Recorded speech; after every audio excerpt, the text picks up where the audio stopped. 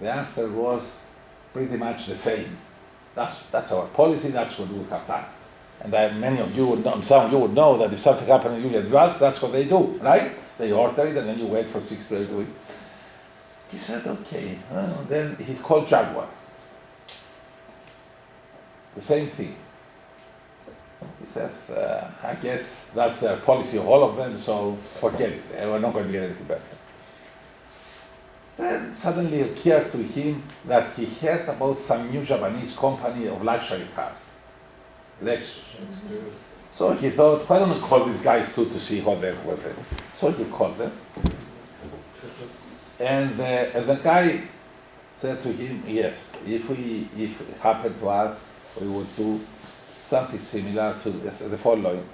He says, we would have apologized, of course, and we would have tried to find the replacement box in the market, in the local market, or in another town, a city, and we will come and change it to you in your home. But we will try to find it perhaps within a week to find it and change it. The professor was impressed. They said, yeah, you are different. And so on. So I said, thank you very much. And the other guy says, excuse me, sir, would you mind if we send you some literature about our company? He says, no. Okay, he gave him his address and so on. Anyway, then he hangs up and calls back BMW. And he tells them that. He says, you guys, you know, a Japanese company will outcompete you in the market. They have much better customer service. You know what Lexus told me? Lexus told me that they would find it within a week and come to my house and apply it. They would not have to order it for Japan to come on. The guy says, sorry, but this is our policy. The guy says, can I talk to someone, some higher up? So he connected him with the manager. He told him that. And the guy, the manager at BMW told him that, well, sorry, but our policy is what we told you, but since you want something different and so on and you are pushing us, let me try to see what I can do. Okay, so the guy hung up. In about 1 hour, there was a ring on the bell, a ring at the door. So he goes up to the door and he sees a guy with a uniform, you know, with the overalls, holding a box and the tools. And he said, I came to change them. And the guy says to them, you BMW guys, you are terrible, terrible. You could have done this before. And you had me phone so many people and phone you again. So you can do it, why didn't you do it in the first time? And the guy said, sorry sir, I'm not from BMW, I'm from Lexus. He went and found the box in the market, the BMW box market. He came and in 1 hour, and he applied it, and he didn't get charged. Now, tell me what you think, what did my friend did within 6 months? He sold the BMW, he bought Lexus, and to this day, last August he was there, he still is driving Lexus. And he wrote this in his book on services management. He written in many books. If you make a search, Elsasser. Did you send a copy to BMW? Huh? Did you send a copy of the book? I'm sure. I mean, it's famous. This story became famous. Probably it had tremendous impact on the sales of Lexuses. And BMW. Okay, this is thinking outside the box. Okay, but what happened with IKEA? Huh? What happened to IKEA? What would happen to IKEA, in my view, if they don't change their approach, it would be the same of what happened to Nokia. Where is Nokia actually? Now, what happened to IKEA is the following. I went there to buy some things, some furniture. And some things were wrong, were broken, or they were, I don't know what they were, and I took them back. You do not believe how many times they had me wait. They had to bring someone else. Then they had to give me, they checked, are you sure it was like this or the other thing? I going to come tomorrow to look at the game because some person wasn't there. Anyway, I went the next day. Then they say, okay, I will give you a piece of paper. You buy something else. I said, I don't need anything else now. I need something like this. Give me something. We don't have any money. Well, okay, refund the money. It was not a lot of money. We were talking about, I don't know, maybe it was 120 euros. Something. No, we cannot give you the money. We'll give you a voucher and so on. Okay, that's not bad, but I mean, come on, you are IKEA, you are a huge When international. did this happen? This thing happened about 2 years ago. No, it's changed. Yeah, 2 or Because 3 they years. did money. They did money. Maybe it's that change. They refund money. Okay, for by the sure. time they wouldn't refund, and they would, and I did make an issue. Maybe it was only local policy. No, I wrote a letter. I wrote even a letter to both to the local and to the international office. I said this, and I mentioned the story of Nostrum. No, I refunded the... Okay. Maybe it was 3 or 4 years ago. I don't remember exactly now how it was, but it was recently. It wasn't many years ago. Maybe 3, maybe 2, maybe 4. And I said, yes, maybe a local policy, but it's unbelievable. Even a local policy, why destroy the reputation of a great company with things like this? 120 euros is not going to be the end of the world for them. Come on. If they didn't have a product to replace it, for them to get something else or to get a voucher and then have to go again and have to go to buy something. Yes. This is when we say that policies are good, but first comes the personal approach course. and then the policy. Of We are all course. hiding behind the policy. Yeah, that's the problem. Yeah. This is where you need good managers to handle the situation, because many people are afraid of. No, that's where you need empowerment of the employees to solve problems. 99% of the problems are peanuts for the company. 1 or 2% may be so significant that the manager needs to deal with them. But with 120 euro problem, it's not something that you need a manager. The first employee I was dealing at the customer service should be able to solve the problem to the satisfaction of them. Now, when I want to shop, I would think first of all going to what's called the Roy Merlin or called Superhome. Why? Because I don't want to go through all that procedure. Maybe they have changed, but the reputation has remained. And I tell it to you, I tell it to other people, that is not good for them. They didn't win out of this. They lost. Okay, so that's the way you have to think. Okay, the society cares about ethics, okay? Employees, for example, okay, employees can strike, consumers can boycott, protesters can bring bad publicity, shareholders can sell their shares, government can pass laws and regulations, okay? Okay, so it is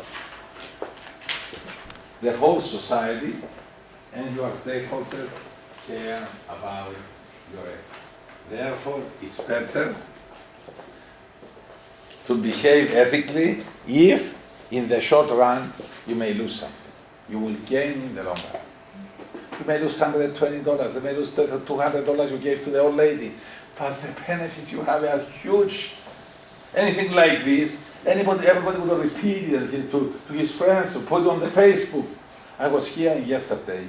George, what was that case of tell us, you are mentioning the cat, about the lady who hit the cat, it was a cat, what was it? No, That's another case. What was that one? The one that... in Limassol was a lady was drunk and had a guy with a motorcycle, and then they changed the story in the court of law, and then they didn't caught her, and I think she left. I think it was on Facebook, like it was a campaign that is most... 2007? Yeah. The one that's been looked up by Interpol? Yeah, exactly. She crossed red light when she was drunk? She hit a guy on a motorcycle. She sped away, and she got chased down by another car who cut the road, and then they arrested her. And that's the same story where the lawyers were found guilty of being given money and some fields somewhere in some village. They changed something. In The court of law, they changed the story, so she was not anymore guilty.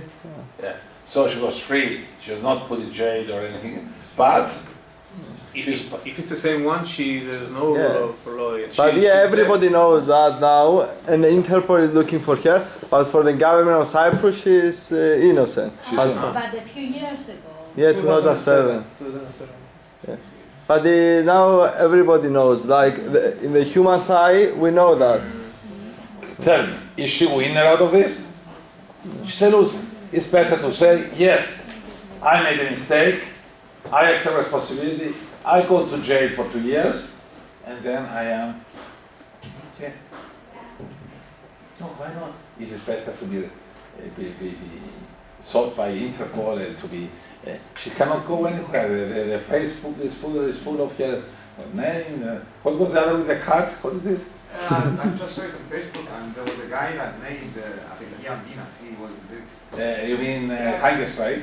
Yes, hunger strike. Basically, in a restaurant in Nicosia, which was very, very, very famous with traditional Greek food. One of the employees, not the manager, he kicked a cat Yes. out of it, and there was a big fuss over there, and they promoted it on Facebook, and they also made this hunger thing, and it was they made protests around outside. It was a huge thing, and I'm sure that she lost market. I'm sure. She lost That's boycott. Okay? That today with the social media, you can cause revolutions, as they did in Egypt and elsewhere. So you have to be very careful. Don't try to save a little money in the short run, or avoid a bit, paying the price in the short run, and then you pay 10 times the price, 100 times the price in the long run. Sorry to interrupt. The main reason why this happened was the manager of the restaurant said did not come and out front the employee that did this. He was in favor of this attitude, and he was thrown. If the manager came out and said, "I'm sorry, I'm too," And the reprimand the person and say, "What is this?" I'm sure this wouldn't be a big fuss. Exactly. But it was because of the manager perspective. That's why it was a main problem. Do you understand these things that sometimes we are penny wise and pound foolish? To avoid losing a penny now, we end up paying many pounds later. For once to save a cent today, we pay many euros in the future. So, come forward, admit a mistake, say you are sorry, try to make up, and if there is punishment, accept it. That is for re-establish fairness. Isn't that the better way? Yes. I sometimes I also believe that it's. Can I share and I can share what happened. My company yesterday I made a transaction with a Visa card. Okay, Yeah. and you can make it in any currency you want, in Russian currency, for example. And it's not my current rate; it gets the current rate of the day's bank. Are you in Forex? No, I'm not in Forex. Yes. But I'm in refund.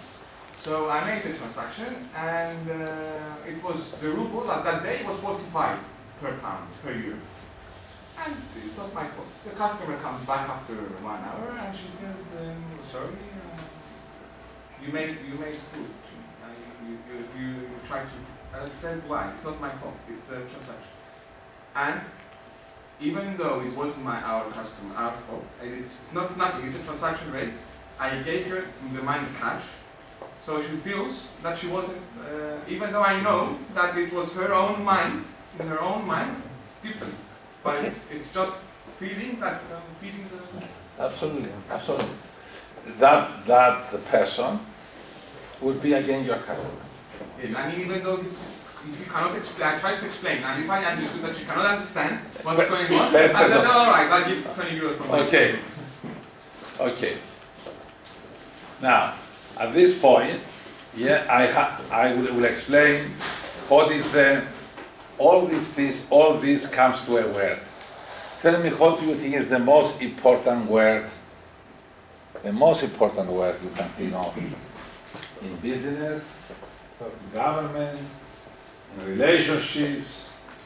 What is that word that can destroy kingdoms, can destroy empires if it is not there, can destroy families, can destroy economies, can destroy wealth if it's not there? If it is there, we'll do exactly the reverse. Trust. Trust.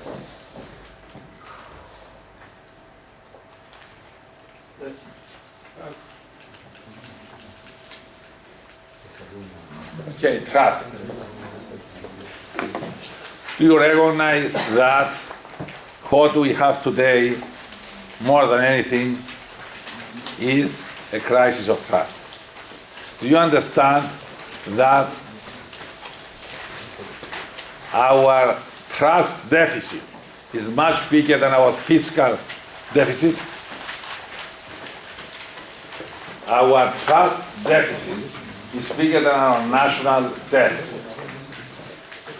And it is in the root of our problems. If the economy is not restarting again, it's because no one is trusting no one. People are not trusting each other, they don't trust the institutions, they don't trust the banks, they don't trust the state, they don't trust the church, they don't trust anybody. You know, the biggest selling item in the market today is safes, safe boxes for houses. People take the money. There are a lot of people take money from the bank, 300 a day, and put them in a safe box. That's not the way to run an economy. People are not willing to put their money in a bank. People are looking around different banks. You heard that recently what happened? You heard that this woman managed to convince a bank, I don't know, The old lady. to put it there, and gave her the money, a lot of money, and she didn't know how to put them. She put them in the oven. Oven. Okay. And her son, the grandson, came in. He brought a pizza. Right? What was the story? Something like that. Did you say who was saying that? I don't know. Who was saying that? Yeah, she got the money. He didn't know that the money was in there. Because the old lady put them completely inside, so he put this pizza in, turned on the oven.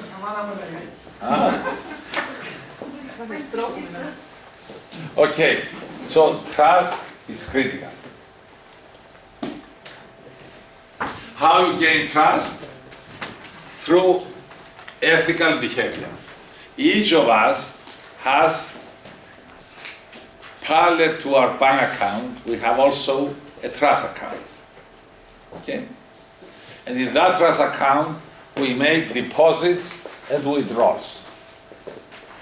Tell me a deposit you make in your trust account. When you make a deposit in your trust account, and when you make an withdrawal. So a trust account, which builds up and goes down. When you make a deposit, it builds up. When you make a withdrawal, it goes down. So, when I made something good for somebody, I increased the deposit. you make a deposit. Like what? Tell me an example. If you tell the truth about something. For example, I lend money in difficult situation of my friend. You lend some money to your friend who's in a difficult situation. Yes. Is this a small deposit or a big deposit? No, It's a small deposit. Why? because it's something counter. No. He lent some money to his good friend in need. Is it a big deposit, a big deposit in the trust account or a small one? Because there is a need. Huh? Because there is a need. Small one because it's a need. It's a need. You don't do it just because. It's based on trust. Based on what is. What would make that a big deposit? If he was also in need, but he thought that his friends needed more those money and he gave. Or maybe he didn't have them and he loaned himself to give his Okay, friend. that would be a big deposit. What else? Oh, if this man was not his friend. Yeah. This man wasn't his friend. If he's his friend, he's expected to help his friend. It's a small deposit. Now, if he didn't help his friend was in a big need, and he didn't help him. Is it a withdrawal? Yes. Small or big one? Huh? It's a big one. Is his friend, is in need, and he didn't help him. Now, if it was a stranger, and he didn't help him, it's a big withdrawal or small? No. Small.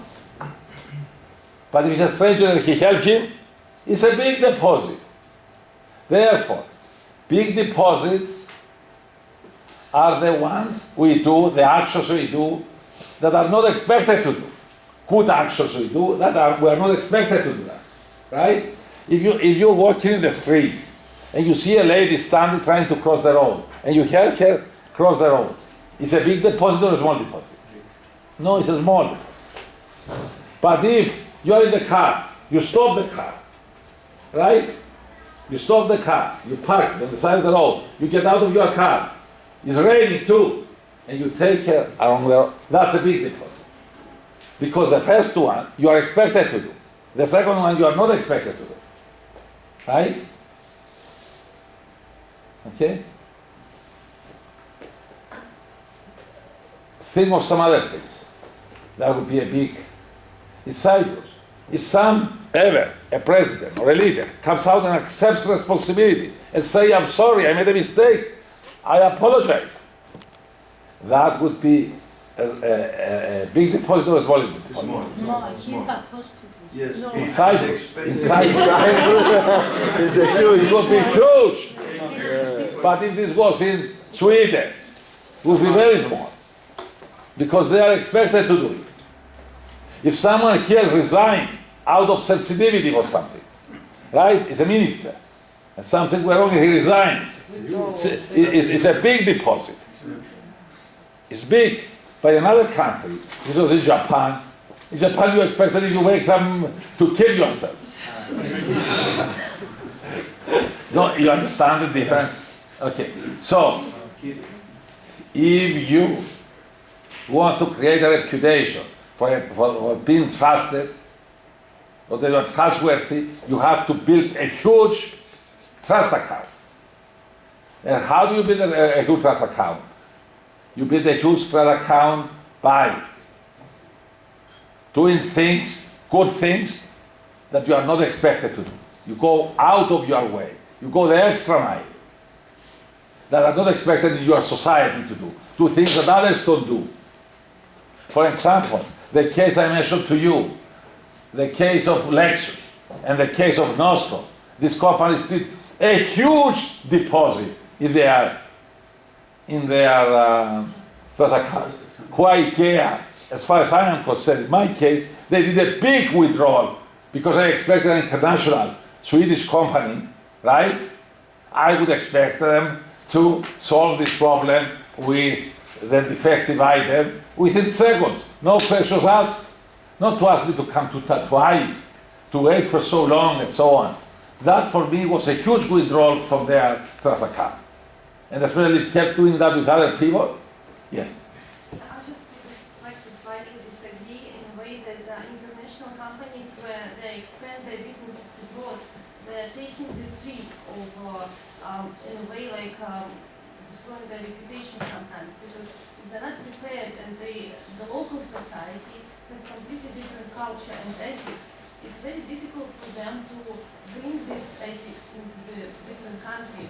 So Why? they get Why? affected Why? by local people who have completely different mentality and way of doing things.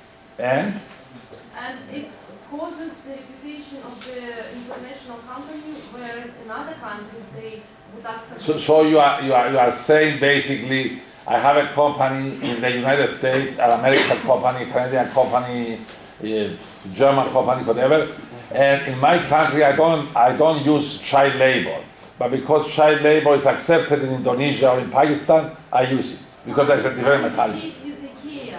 That I think it's very local way of doing things. But why do it local? Don't you have a soul?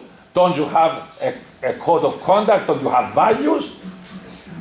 Don't IKEA want to be a great company? But it's a huge effort for them. It's the way the things are done locally, and it's a huge effort for IKEA to change it. No excuse. No excuse. You have to respect the local customs, the local norms, right? The local ethics, as long as they do not conflict with your core values, right? You should not be an ethical imperialist and go and impose your own values, but you should respect the local values. But when the local values conflict with your core values, you're not going to lose your soul just to conform. Either you do business in a country with your core values, or you don't do that. Isn't it? Yeah, but I think that the intention of IKEA is to preserve their core values and ethics, but it takes a huge effort because it's all of they need to hire local people. Yes. They They should train the local people. Yeah, but it's difficult to change the mentality which... I'm sorry. If it's difficult, they should not operate. I'm sure that they're trying to do it, but it's all the society, the culture. Can I add something on Yes. this? I'm sure many others have done the same. I have visited McDonald's in 2 different countries. Yeah. I experienced the same approach to all of them. The one was in Istanbul, the other one is USA, and the other one was in England. So 3 different cultures and 3 different continents. Clean toilets, okay, the same junk food there, but it was a quality junk food, let's say. Right. The same quality junk food? Yes. There is consistency. But you know, when I go to a restaurant, one time I have great food, and the next time I have lousy food. And I have friends to take them out. I would take them to this restaurant. How do I know? It's like a Russian roulette. Consistency is very important. What McDonald's is selling, more than anything else, is selling consistency. You know what you are getting. As a franchise though, it's not just McDonald's, every franchise. And it's illegal to differ from the law. Yes, No, but but still McDonald's and different. In Cyprus they stop credit cards because they don't trust the bank, so they only cash. But abroad, everywhere. That's a different issue. That's Yeah. Here in Cyprus, like for example, Greek mango or Greek chicken or whatever. Yeah, Yeah, but sure. they should accept credit card. Everywhere else, they accept. No, the problem has to do with the finance, Yes. with Yeah. issues of financial, now the temporary, yes.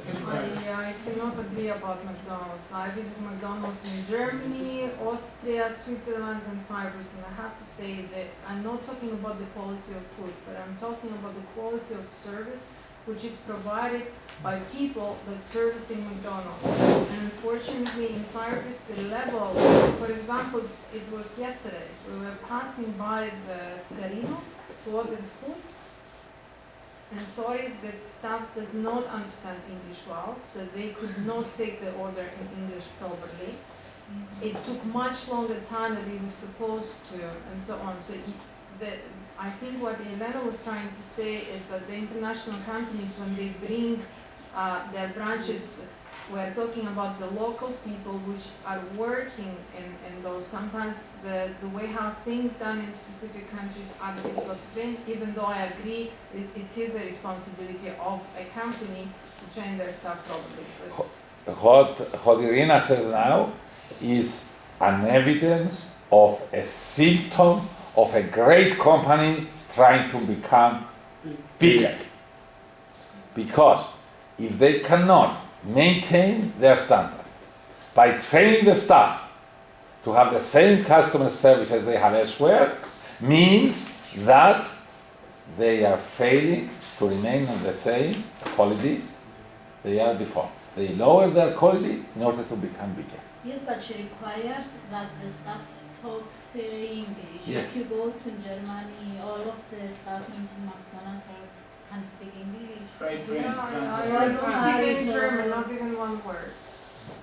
Yeah, and one thing I say to us Cypriots. Cypriots actually, we Cypriots are a little bit like Americans, in the sense that we are on the one hand we speak English well, second language, You can hardly find anybody, even old ladies who don't speak 5 words in English. Nevertheless, we are the least multilingual countries in Europe.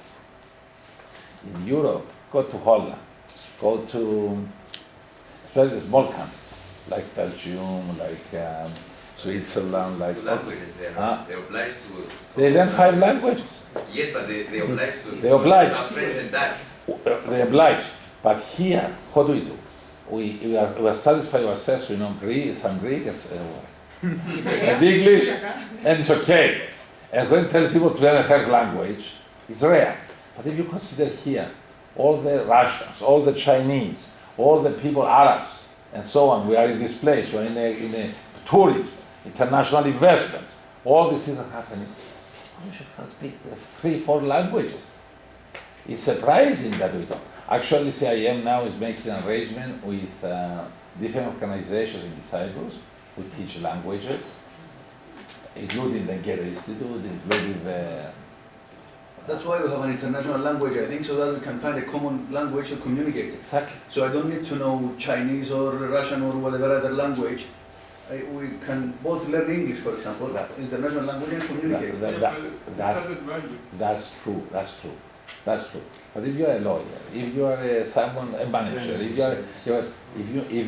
deal with Russians or Chinese or with Arabs, it helps a lot because with the language goes also the culture. So it helps us. So anyway, we make some arrangements with the different organizations who teach languages in Cyprus, so that the students from CIIM, we do it for the undergraduate because we'll be starting an undergraduate program, but also will be accessible to the graduate students. We make special deals where with some extra cost, you'll be able to select a language of your choice and do it. Because I think in the new world, yes, English is the lingua franca, is a global language. But, yes, but the Russian, Chinese, and Arabic for Cyprus, it has to become. In my country, actually, 5th language is only advantage. What? 5th language is advantage. Because, yes, 5th. Because 4 language, I would say so. 4 languages I speak absolutely freely, and I understand extra Latvian and Lithuanian. Yes, I can speak even more if I'm under some wine, but I understand Latvian pretty well and Lithuanian. Of course, we can mention Ukrainian because of Russian, Belarusian, stuff like that. Polish, actually, why not? But 4 languages, you can go and serve like a waiter only. 4. 5th is advantage. My daughter speaks already, she's 20. 5 languages. Now, she's 20. Competitive. No, because we have, if you want to proceed, you have to do something more than average. Who promised after lunch to bring to class some wine for Rina? In case you don't understand Latvian, so I can do it without wine. You won't understand it anyhow. Okay. Will you do a PhD or just undergraduate or postgraduate? We are going to do PhD too. We have been working on it for a long time. Where will you do it? Huh? What PhDs will you do and where? The idea about the PhD is to have one PhD, which will be PhD in management, and you can specialize. You can do PhD in HR management, or you can do a PhD in financial management, or you have a PhD in operations management, or economic management, or whatever you choose there. But we have been working for a long time, and due to the crisis, we put things off a bit, but we are going to get back to it. You see, we're doing things. For example, this building, it was a major project to turn this building into a school. Okay. And this is going to become, I don't know if you know, that we are working, this is going to become a completely independent branch called CIIM Limassol. Same professors, same courses, same everything. Why is that? Because that's the law. The law is that you have to, if you create a school in another city, then you have to convert it into a independent branch. It is not good for us, I have to say. Why? Because we always say, okay, it's a small branch here, but we belong to the bigger university. You belong. Still, you are the big city. To be great, not to be big. Yeah, yeah. Let's go for that one. Yeah. Come on. We just had a lecture about this. Accept. 2-0. Anyway, okay, guys. It would be against CIIM, except it would be Limassol, and that would be Nicosia. But not yet. But it's going to be, I think, the people who come from Nicosia to here to take classes, because you can take classes. They would be jealous of you. Yeah, here is better. It's much better. Much better. It's better. I myself, I want to be spending more time here than there. Still, I've been director of both. The professors are the same, everything is the same. Huh? You have to choose. You have to choose now. But you're going to be biased. Yeah. Okay. Okay. Before we have a break for lunch, let me go through the trust. Here, you have it in front of you. So the way you build trust is by doing ethical things, by doing good things, or as they say, by doing hard things well. By doing things you are not expected to do. And by being careful not to make any big withdrawals. You can wipe out completely your account by doing big withdrawals. Ilios Airline, it was enough one accident to kill the airline because their trust account was so low. There are other international airlines that have accidents, but they don't go under because they have a big trust account and people understand that accidents do happen.